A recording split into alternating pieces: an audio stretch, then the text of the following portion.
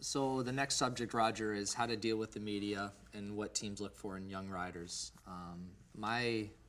Through my experience, and the three keys that I shared was obviously being available to them, the media, especially the media, communicating with the team as well, being yourself, authentic, and being professional on all levels, whether it's with the fans, the team, media, because you're in the spotlight, right? Right. But you're, What the fans want to see is they want to see your personality, and I think it's good not to be all the same, it's difficult because the teams they will send you to a school to do interviews and all that to take a class, but many times then they end up saying the same things and cookie cutter responses, and that's not what people want to hear, and if you're upset, it's okay to be upset and tell people that you're upset about the way you rode or what happened on the track, but don't make excuses and stay professional in it. But I think it's important that your personality comes out and to let the fans see your personality. But the worst thing you can do as an athlete is make excuses. Yeah. The other guy got lucky, I had bad luck, I had this, I had that, my bike is not as fast, all those things. It only hurts you. It only hurts The you. person The who's- fans don't want to hear that. You're not Right. going to make any fans by that. You're going to lose them.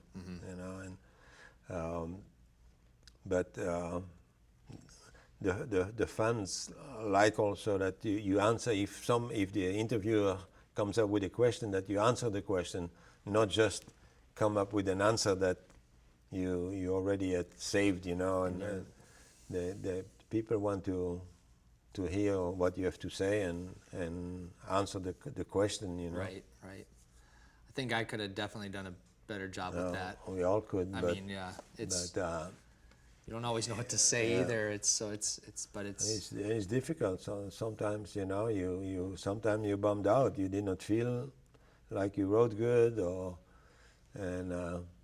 but I think then you can always go say, I'm going to put everything into it for next week, and next week will be a different story, and positive and yeah. forward. So Raj, how important is desire for a young rider?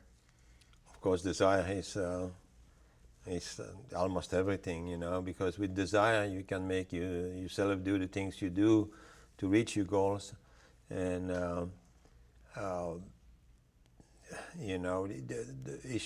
you should not be motivated by money or what money you could make, or you look at the champions of the time and they drive a nice car and this and that, and you can have dreams about that, but if you're racing just for money, the chances are that you're not going to reach your full potential. The guys that do best is that they do it because they love to do it, and they love to excel at what they do, and then the money comes automatically. The money follows, and of course our sport is not like some sports. We don't make the money like football players or basketball players, but you still can make a decent living with doing what you love to do, and I think that's the most important thing is, do what you love. Yeah, be passionate. So now I'm going to talk about how to deal with the media and what teams look for. And the first point is just being available. I think so much throughout my career, I noticed that media and the teams, they really appreciated the effort that you put in to be there for them if they needed something. Because it's two-way. You might need something one day too. And the fact is that they want your time. They want to be able to ask you questions. The team wants to debrief with you. They want to go through things and talk about the bike setup, how the races went. So, and this is something that is never going to end either. I mean, you're constantly going to be talking about things with the team and trying to get better and looking for spots you can be better. And the same with the media.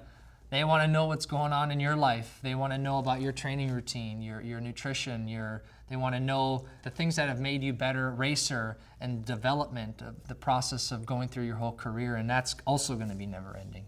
And then number two is be yourself. There's no need to be anybody else or be somebody different. I think it's good to have good role models and people you look up to, good mentors and all things like this, but set the path and be yourself. And I think the team really appreciates it. They like somebody who's real, authentic, and working hard, and has good motives and good values. And so does the media as well. I've even had moments where they've come to the house, they've come to where I live, check it all out and everything like that, and it actually can be a really fun experience. And then number 3 is being professional. This is something that for me I've really focused on, or really tried to be professional in all aspects with my program. I mean, when you're constantly in the public eye, it's easy to make a bad decision, and everybody knows about it. Of course, you see this all happen all around the world.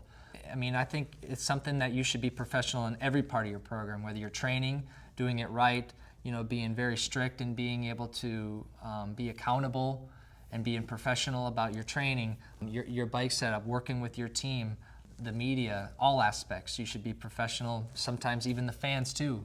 I mean, you're setting yourself up as they see you. You're an influence, and how they look up to you. So recognizing that is also really important.